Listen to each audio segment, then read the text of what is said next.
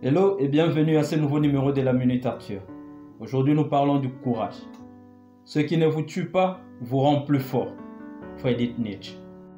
John détestait son boulot. Il était misérable à l'idée de savoir qu'il devait s'y rendre le lendemain. Mais il y allait quand même parce que c'était sa seule source de revenus, gage de son confort. L'idée d'explorer de nouveaux horizons ne lui traversait même pas l'esprit, parce que son boulot, ça fait plus de 10 ans qu'il y est.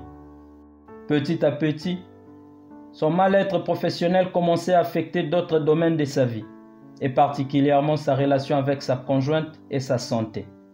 Après une journée misérable au travail, John rentre à la maison et déverse toutes ses frustrations sur sa femme.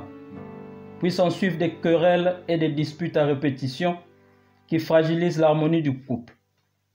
John ne se sent plus aimé, ni supporté par sa femme. Cette situation affecte sa santé. Il prend de plus en plus d'arrêts de maladie parce que simplement, il n'a plus d'énergie nécessaire. Un jour, son patron l'appelle au bureau et lui dit « John, on ne peut plus continuer comme ça. Ton rendement n'est plus à la hauteur. Je suis obligé de te virer. » John, abasourdi, rentre chez lui et dort pendant 2 jours d'affilée pour échapper à sa nouvelle réalité, celle des sans-emploi. Puis le 3e jour, en se réveillant, il trouve sa femme assise sur le bord du lit.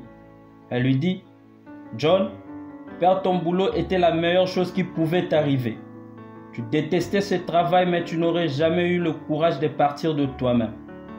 Tu as là l'opportunité de trouver un bien meilleur emploi et surtout auquel tu seras heureux. Saisis-la. » John a analysé les propos de sa femme et a compris qu'elle avait raison et qu'il a maintenant l'occasion de faire ce qu'il a toujours voulu.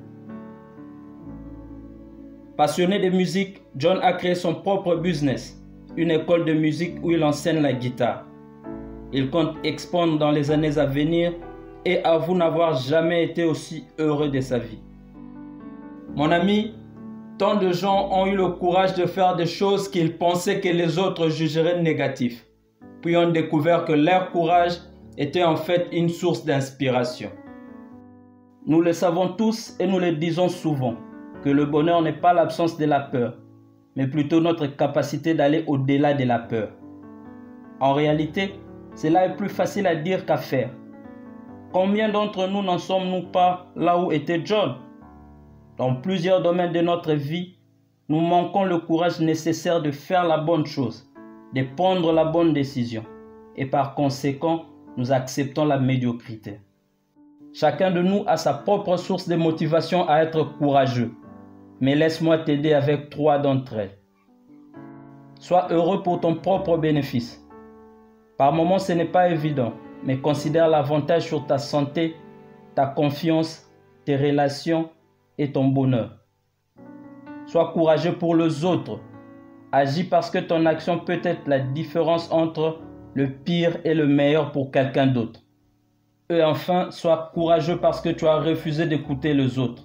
Parce que certains te diront ce que tu peux ou ne pas faire et d'autres voudront te limiter par rapport à ton âge, ton genre ou encore ta morphologie. Mais tu sais quoi? Rien de tout ça n'a vraiment d'importance si tu es assez motivé. John, dans notre illustration, a un conseil spécialement pour ceux qui, comme lui, manquent le courage de quitter leur travail malgré qu'ils y sont misérables. Faites-le. Enfin, vous serez libre.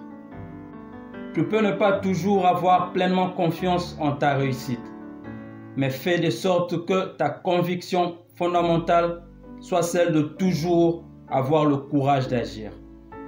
Thank you.